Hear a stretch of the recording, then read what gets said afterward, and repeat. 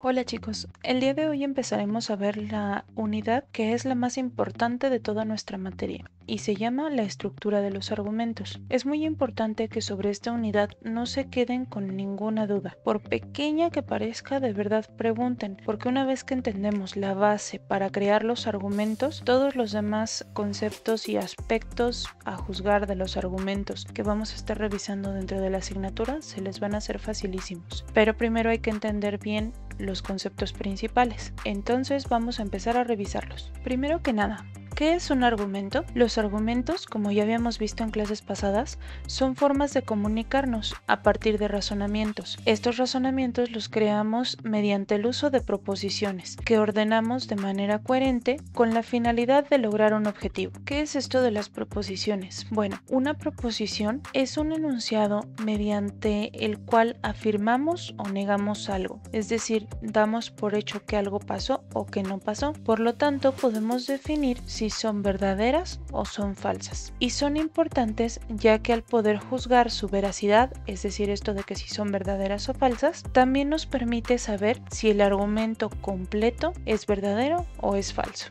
De manera general, podríamos decir que cualquier enunciado que se haga puede ser una proposición, excepto los actos del habla realizativos. Esto ya lo habíamos visto en clase, pero nada más vimos un solo caso, que son las promesas y juramentos. En las promesas y juramentos, como ya habíamos visto, la característica que tienen es que son actos del habla que nos permiten cambiar el estado de las cosas, que nos hablan de situaciones que son a futuro, que todavía no podemos comprobar. Sin embargo, no son el único caso de actos del habla realizativos. Sin embargo, no son los únicos casos de excepción de que enunciados no son proposiciones. Tampoco lo son las preguntas, los deseos, las órdenes y mandatos. Por ejemplo, cuando decimos prometo no dejar tarea, es algo que estamos diciendo que va a pasar a futuro. Por lo tanto, en este momento no podemos juzgar si este enunciado es verdadero o es falso. Y tampoco estamos como tal afirmando o negando nada. Simple y sencillamente estoy diciendo que lo voy a hacer, pero no afirmo que ya lo hice. Por lo tanto, este enunciado no es una proposición. Lo mismo pasa con las preguntas. Por ejemplo, ¿crees que llueva? No estoy afirmando dentro de esa expresión que ya haya llovido. Estoy preguntándolo apenas. Por lo tanto, tampoco se puede juzgar si es verdadero o falso, y ya por solo ese hecho no es una proposición. Cuando le deseamos un feliz cumpleaños a una persona, tampoco es una proposición porque no sabemos si está pasando o no está pasando. Es un deseo y por lo tanto, como tampoco podemos afirmar que sea cierto o que sea falso, tampoco es proposición. Igualmente, las órdenes y mandatos son acciones que aún no se realizan. Por ejemplo, limpia la cocina ahora. Apenas estamos dando la indicación a esa persona de que limpie la cocina, pero en realidad todavía no sabemos si lo va a hacer o no lo va a hacer. Por lo tanto, no podemos afirmarlo ni negarlo y tampoco podemos saber si es verdadero o falso en el momento en el que mencionamos este enunciado. Por lo tanto, tampoco son proposiciones. Estos cuatro casos son los únicos que hay como excepción de enunciados que no son proposiciones. De ahí en fuera, cualquier otro tipo de frase que hagamos y que no sea uno de estos cuatro casos, entonces serán proposiciones. Como les mencionaba al principio de este video, lo que veremos durante esta unidad es la estructura de los argumentos. Sin embargo, existen diferentes formas de crear argumentos. Hay dos que son las principales, el silogismo y el modelo macroargumental. Ambos los veremos durante el transcurso de esta materia, pero en esta unidad abundaremos un poco más en lo que es el silogismo y después retomaremos ahora sí con más detalle el modelo macroargumental. Sin embargo, también lo vamos a ver por lo menos un poquito por encima. Entonces, el silogismo es una figura o una estructura para crear argumentos tan importante que se creó desde el siglo IV a.C. por Aristóteles y se sigue utilizando a hoy en día. Podemos decir que el silogismo es un modelo clásico que busca simplificar los argumentos a través del uso de premisas y conclusiones. En cambio, el modelo macroargumental fue creado por Stephen Toulmin y se trata de un modelo moderno para crear argumentos más completos a través del uso de diversos elementos como la aseveración, datos, garantía, respaldo, reserva y modalizadores. Los argumentos se conforman de premisas y conclusiones de manera general, pero cuando los argumentos se componen de dos o más premisas que dan necesariamente como resultado una conclusión, es a lo que conocemos como silogismo, que es la estructura básica y en la que nos vamos a centrar durante esta unidad. De manera general podríamos decir que una premisa es un enunciado que cumple la función de ser un antecedente propio y necesario para llegar a una conclusión. En resumen, podríamos decir que son los razonamientos que nos permiten llegar o acceder a una conclusión. Entonces, la conclusión es la idea principal, también llamada tesis, y se trata de la idea que buscamos que sea validada. Si se acuerdan de las clases pasadas, estuvimos hablando que los argumentos son una forma de poner nuestras ideas en la mente de las otras personas. La conclusión sería la idea principal que tratamos de transmitir a las otras personas, y las premisas son los razonamientos o los medios para justificar por qué llegamos a esa conclusión. Ahora, algunos ejemplos. Premisa 1. Todos los libros son parte de la literatura. Premisa 2. El Principito es un libro. Conclusión. El Principito es parte de la literatura. Si te fijas en lo que estamos haciendo dentro de esta construcción del silogismo clásico, es tratar de relacionar dos conceptos. En este caso, el Principito y la literatura, que son los dos conceptos que aparecen en nuestra conclusión. Pero para poder relacionarlos, necesitamos que haya un nexo, un puente entre ambos. Ese puente, en este caso, es que tanto la literatura como el Principito son libros, y eso lo establecemos dentro de las premisas. Así es como funciona el silogismo. Las premisas nos establecen qué relación hay entre una cosa y otra para que podamos llegar a la conclusión de que esa cosa está relacionada con la otra. Otro ejemplo para que quede un poco más claro. Premisa 1.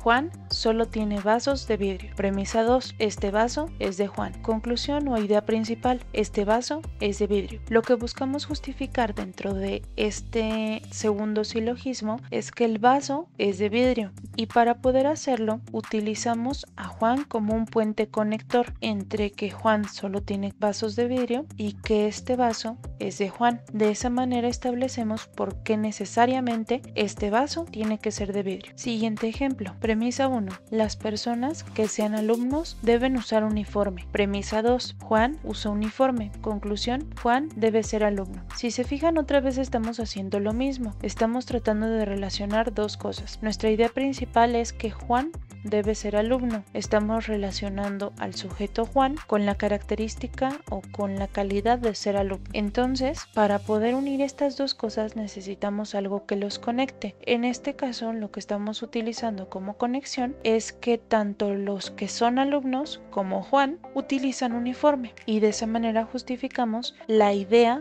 de que Juan sea alumno. Vamos al siguiente ejemplo. Premisa 1. María convivió con gente y se contagió de coronavirus. Premisa 2. Juan convivió con gente y se contagió de coronavirus. Premisa 3. Melissa convivió con gente y se contagió de coronavirus. Premisa 4. Carlos convivió con gente y se contagió de coronavirus. Conclusión. Los que conviven con gente se contagian de coronavirus. Si se fijan, este silogismo es diferente porque se trata de un tipo de argumento diferente. En los silogismos anteriores estuvimos revisando ejemplos de argumentos deductivos, y en este se trata de un tipo de argumento diferente, un argumento inductivo. Con esto no se me estresen porque de todas maneras lo vamos a ver más a detalle en el segundo parcial, pero se los menciono para que sepan por qué están diferentes. Además, este ejemplo se los puse sobre todo para que vieran que los silogismos no siempre tienen que ser solamente dos premisas y una conclusión, sino que pueden ser más premisas y más conclusiones, dependiendo de qué tan complejo sea el argumento que se realiza. Entonces, lo que es más importante que quede claro en este momento es qué son las premisas y qué son las conclusiones. Una premisa, como ya les había mencionado, es un antecedente, es un enunciado que nos va a permitir llegar a la conclusión. Si se fijan, cada una de estas premisas nos va dando datos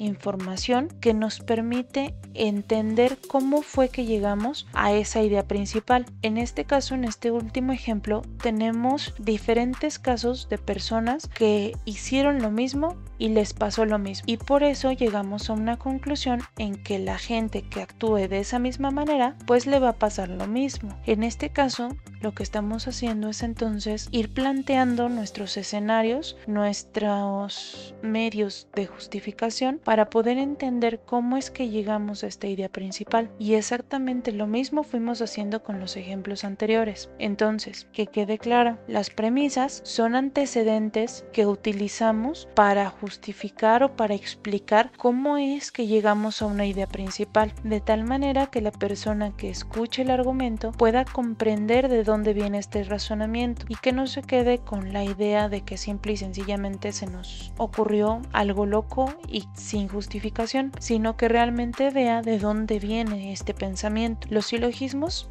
son estructuras muy básicas que nos permiten ir planteando las ideas de la manera más sencilla posible y más explícita, porque si se fijan van explicando paso a pasito cómo es que llegamos hasta esa conclusión. Por eso es que es una estructura lógica tan importante. Por mi parte es todo por la clase de hoy.